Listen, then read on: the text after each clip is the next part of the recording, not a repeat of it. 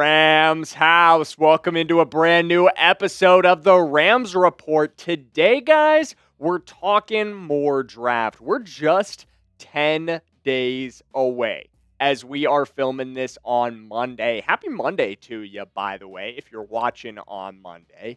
But today, I want to talk about some different Rams draft targets than we've talked about in the past. Some guys who we haven't focused on as much on this channel. Some guys who I haven't brought up as much because maybe they're not at the top of the Rams draft needs. But if these guys were to be available, they just might be the best player available. Might be hard for the Rams to pass on them. Or maybe the Rams go in a different direction, one that we just haven't considered yet. So we're going to talk about all those potential outcomes on today's show. But before we get into it, I want to remind you guys of my board. If you're new around here, here's who we have been talking about. If this is your first trip around the sun on the Rams Report, welcome in, by the way. But we have been primarily focusing on receivers. So Carnell Tate is my number one receiver for the Rams, and I know, it's not very likely he's actually going to be there for us at 13. He's somebody you'd likely have to trade up for if you were going to make that happen, which we know that Les Snead has said isn't on the Rams' agenda for this season.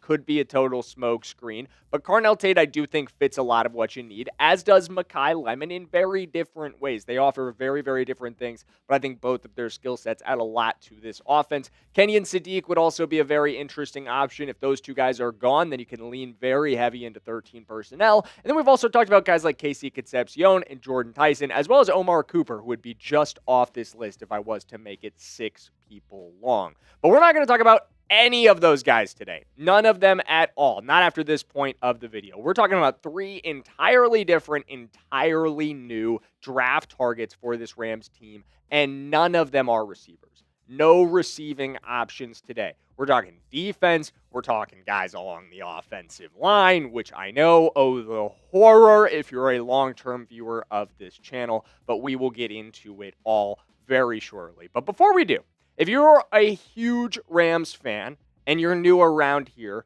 make sure you hit that subscribe button, guys, because we are just 10 days away from the draft. And we've got something fun cooked up for you on Thursday of this week. We are doing our second annual All Chat Sports live mock draft, and I will be piloting the ship for your Los Angeles Rams. This will be live on the Rams Report as well as on our main Chat Sports channel, where me and my buddy Moose, who will be piloting the ship for the Denver Broncos and Atlanta Falcons, will be live breaking down picks as they go and making picks for our teams. So definitely tune into that. It's super fun. We've got all 32 teams piloted by team-to-team experts who really, really know what they're doing. I have a ton of respect for all these guys. So it'll be pretty close simulation to what the draft might actually look like. So don't miss that, and don't miss the rest of our draft content. Hit that subscribe button and tune in on Thursday. Let's jump into this thing, though. Rueben Bain is the first target. You may have guessed that because he's probably on the thumbnail, and he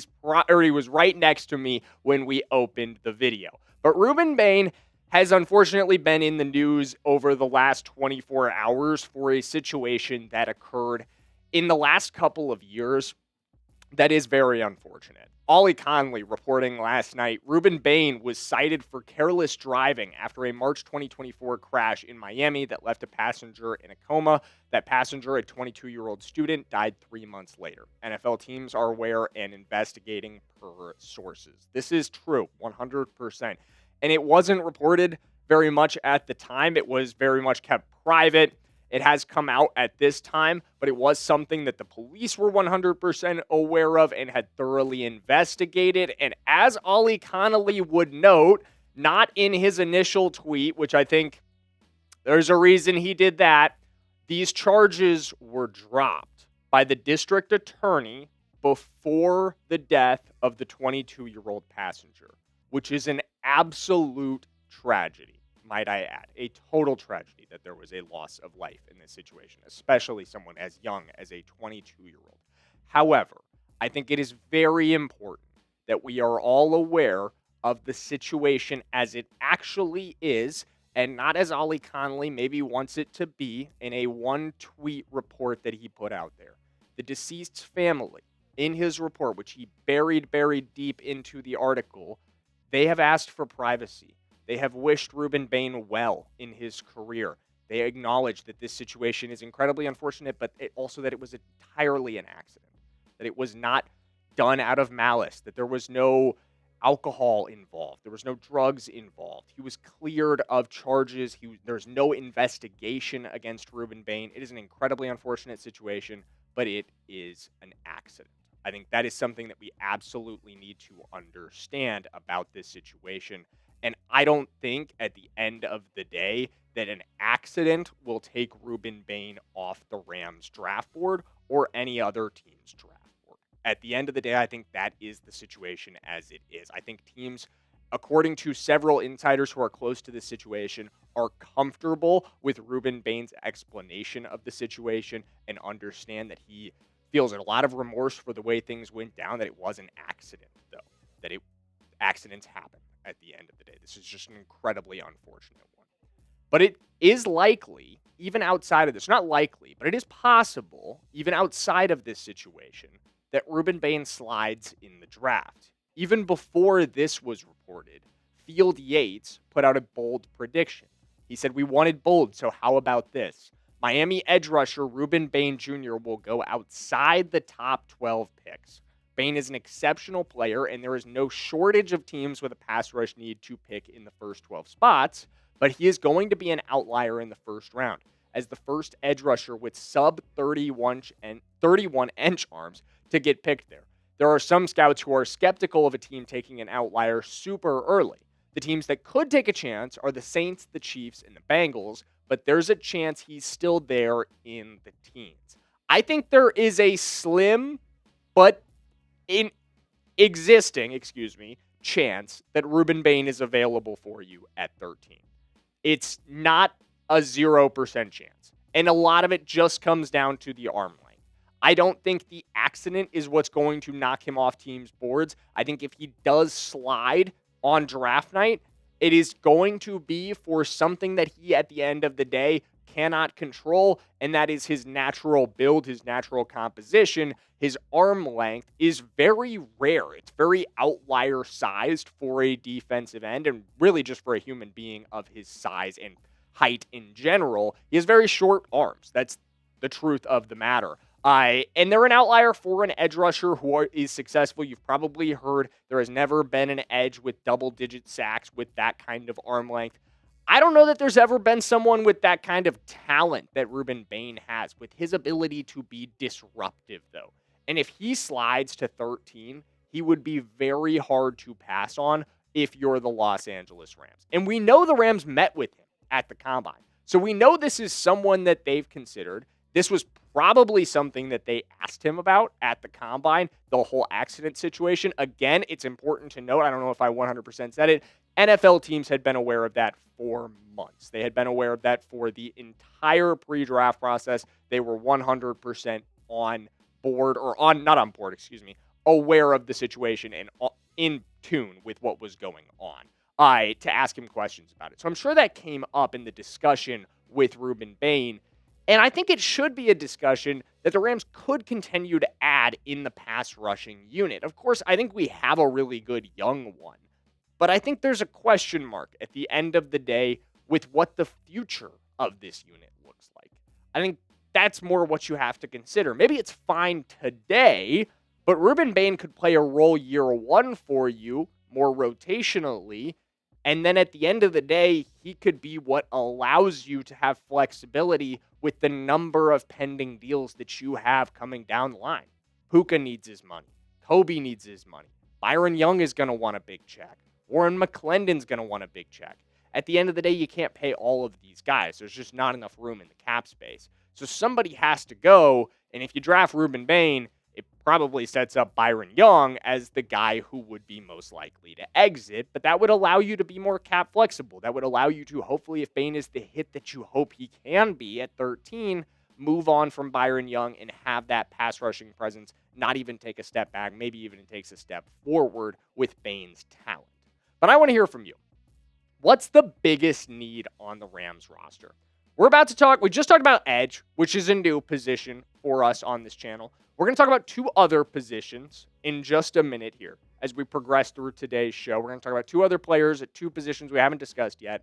But I'm going to give you 5 options here. And I want you to let me know in the comments, what do you think the biggest need on this roster is right now? Do you think it's receiver, a third option behind Puka and Devontae?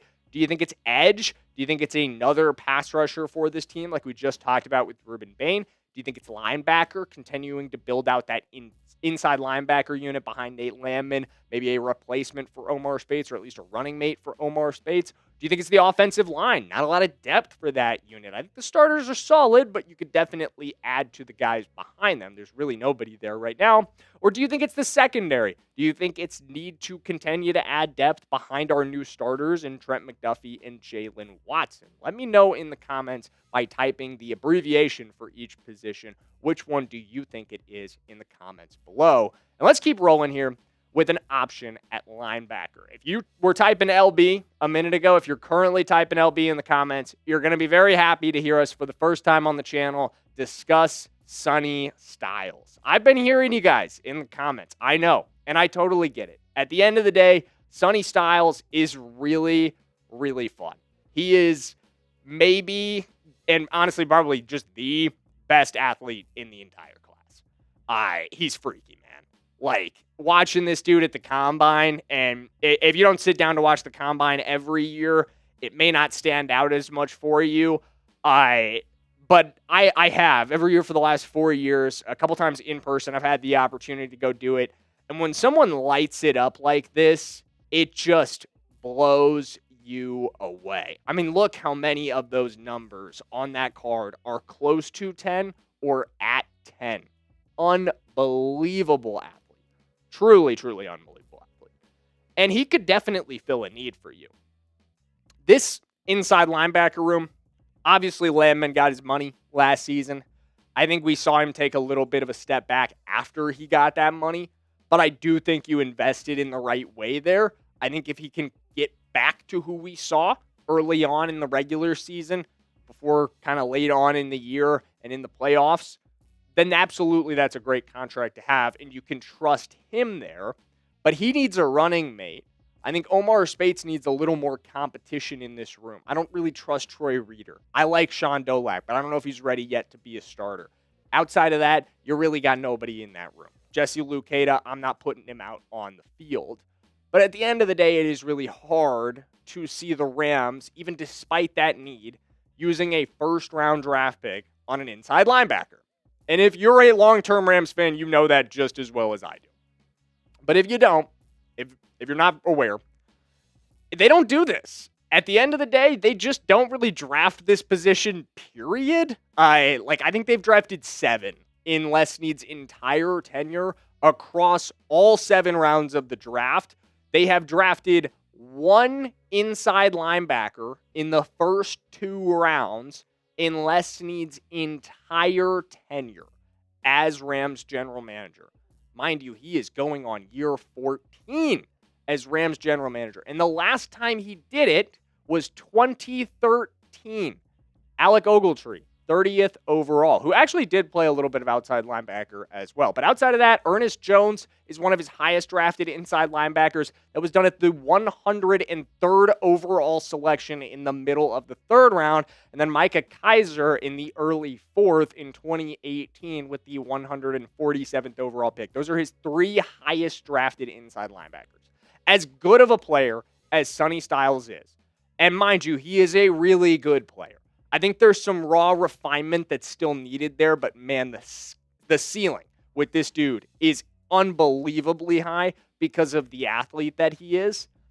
But it's just hard at the end of the day to see the Rams changing what has been for a long time a positional philosophy of just we don't value inside linebackers. It's not something that we're interested in drafting early. It generally isn't even something that we're interested in retaining on the roster. When we do have good ones, we don't like to pay them. Ernest Jones, what did they do with him? One of the best inside linebackers they've had in years on this franchise. They let him walk. Granted, They changed the plan with Nate Landman. As soon as he showed himself to be a good player, they made sure that they paid him. Have they learned a lesson with what Ernest Jones went on to be with Seattle? Maybe. Maybe that lesson translates to drafting Sonny Styles if he's available for you at 13. Be a really, really fun pick, and I think it could solve a need. But I do think we have to be aware. At the end of the day, it's a pretty low likelihood outcome, just given Les Snead's history of not valuing this position. Another position he's typically had low value on, but could be of interest this year, is offensive tackle. There's some solid options in this class, one of which is Monroe Freeling. And we're going to talk about Monroe today, but as we go through this section, you could swap Monroe out for Spencer Fano. You could swap Monroe out for Maui Noah if he slides down, maybe a little bit more positive on all of these things if Maui Noah did slide to us at 13. He's a very good player. But at the end of the day, any pick used on an offensive lineman at 13 here, this frustrates me. Any offensive lineman at 13 is going to have me going, really? That would probably be my instant reaction. If we're live on this channel, which I hope we are, I can't 100% say we will be yet on draft night, and that happens, you guys are going to see a little bit of a crash out. Because I trust this unit. At the end of the day, I really do. Warren McClendon, we saw him allow the lowest pressure rate among starting right tackles in the regular season last year. You've already given Alaric Jackson his money to bookend the other side of this offensive line. Maybe you need a long-term replacement for Steve Avila, but is that something we're drafting in round 1 when we're as win now as we are? But here's the deal.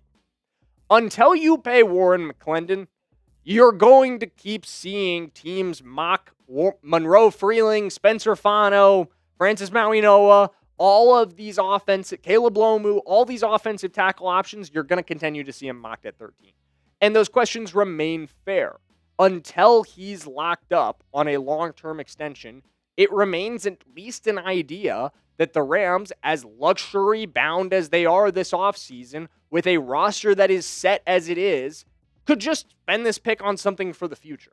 And I understand that mentality from an outsider perspective, but it's hard for me to see the Rams actually doing it in real life. Unless I've totally misread this team's outcomes and objectives and interests over the last couple of months, I just don't think an offensive tackle is truly going to be in play. But if there is one, Monroe would probably be my pick. I think he could be a developmental guy. I don't think he starts for you over Warren McClendon day one. I think he's somebody that's going to have to continue to take steps. He played limited snaps up until this season at Georgia due to various injuries, but he is incredibly tough. He actually played through a couple injuries this past season, and I think he could be rock solid for you given time or for any team. Again, there's a couple solid offensive tackle prospects in this class, but none of these guys are Joe Alt. None of these guys are generational tackle prospects that are going to be 100% like 8-time Pro Bowlers and franchise left tackles or right tackles. It's worth considering that all of these guys are projects at the end of the day, except for maybe Maui Noah, who I think could be a day one Pro Bowler, mostly at guard. But it's an interesting tackle class, and it's an interesting draft for this Rams team, as they do have a number of not big-time needs, but options to really go in with this 13th overall pick. There are a number of paths ahead of this Rams team. I still think, as we've talked about primarily on this channel, that receiver, tight end, another option in the receiving game for Matthew Stafford is the most likely option. But I think it behooves us to be aware of the other possible options. And there are a number of them, especially sitting at 13. You just don't know how the board is going to fall in front of you. Maybe Sonny Styles slides into your lap. That complicates the situation. Maybe Rueben Bain slides into your lap. That complicates the situation. It's going to be very interesting to see how it plays out on draft day in just 10 days. And we'll get a little simulation of it on Thursday on the main channel and right here on our live stream. So make sure you lock in for that. More details to come over the next few days. So make sure you're subscribed, and we'll see you in the next one. Let's go, Rams.